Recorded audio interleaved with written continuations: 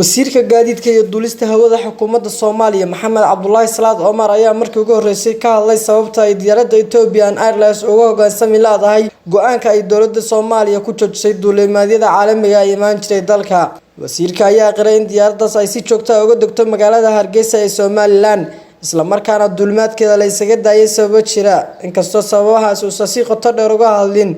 ogolaanshaha aan siinay diyaaraddaas ma jirto ku meel gaar ah fasax caadi ah toona waxayna hadda ka tagtaa Hargeysa balse waxay keentaa dad Soomaaliyeed sida ay ogtihiin qofkii ka yimaada dalka dibadiisa 24 maalmood oo karantiil ayaa la geliyaa marka safarada diyaaraddaas waa xaalad gooni ah ayuu yiri wasiirka duulista hawada Soomaaliya.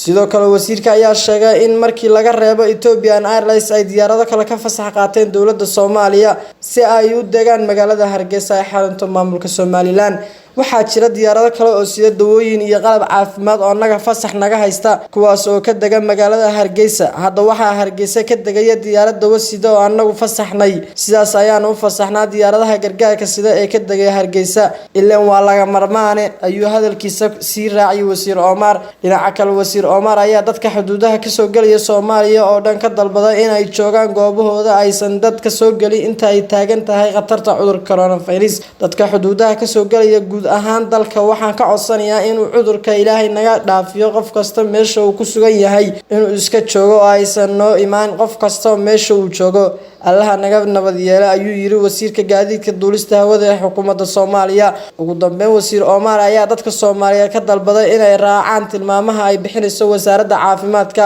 Allahna baryaan inuusan dalkeena ka badbaadiyo cudurka dunida aafeeyay isagoo soo jeedinay in lagu mashquulin diyaaradda ay dowladda fasaxday iyo mid ay joojisay toona. dowladda Soomaaliya ayaa maalin ka hor dhaqan gelisay go'aan ku joojinaysa duulimaadyada gudaha dalka iyadoo horey u dhaqan gelisay go'aan ku joojinaysa duulimaadyada caalamiga ah. waxaase xusad mudan in diyaaradda Ethiopian Airlines oo sidoo rakaab caadi ah markay doonto ka degto magaalada Hargeysa iyadoo dalka aysan ka shaqeyn wax duulimaad ah markii laga reebo diyaaradda sida dawooyin iyo qalab caafimaad. nasteex farxaan shidane CWTV magaalada Caabudwaaq.